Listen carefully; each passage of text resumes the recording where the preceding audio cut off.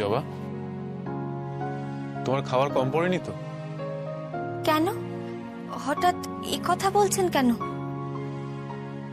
না, আসলে দাদারা যেভাবে তোমার আলুর দমে প্রশংসা করছিল, তাই ভাবলাম তুমি যদি না খেয়ে। পর্দার মেজদা কিছু না খেয়ে থাকবে আর আমি একা একা খেয়ে নেবো? এটা আবার হয় নাকি? আর তার জন্য কম পড়বে কেন? এখনো যদি কেউ খেতে চায় আমি তাকেও খেতে দিতে পারি। বাবা কেন তোমাকে কথায় কথায় ঘরের লক্ষ্মী বলে আমি সেটা এখন বুঝতে পারছি।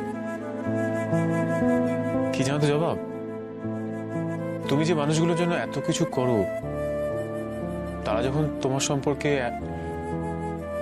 আজে বাজে কথাগুলো বলে না, তখন খারাপ লাগে। একটা কথা বলবো? তোমার তো খারাপ লাগবে, তুমি না রোজ রোজ এটা করো না।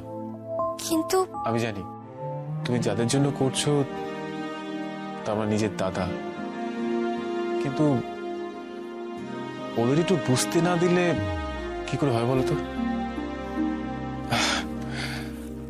আর এই ভাগাভাগির কারণে যদি আমার বৌদিরা একটু রান্না বান্না শেখে, বইয়ের দোকানে যদি একটু রান্নার বই বেশি বিক্রি হয়। যাও শুয়ে পড়ো, আমার কাজ আছে। আরে তুমি কি করছো এটা? হ্যাঁ, ঠান্ডার মধ্যে নিচে শুচ্ছ? যাও খাটে গেছো, যাও।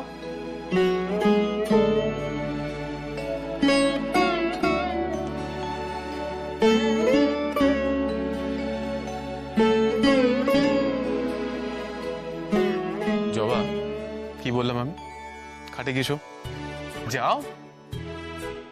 আপনি কষ্ট করে বেঞ্চে শোবেন আর আমি আরাম করে খাটে শোবো, এটা আমার ভালো লাগে না।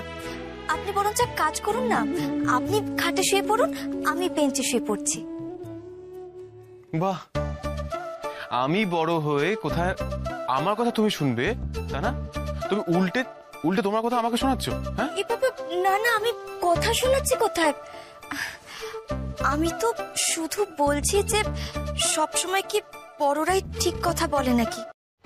ভিডিওটি সম্পূর্ণ বিনোদনের জন্য করেছি, কোনো ভুল ত্রুটি হলে ক্ষমা করবেন। আর ভিডিওটি ভালো লাগলে অবশ্যই লাইক, কমেন্ট, সাবস্ক্রাইব করে দেবেন। ধন্যবাদ।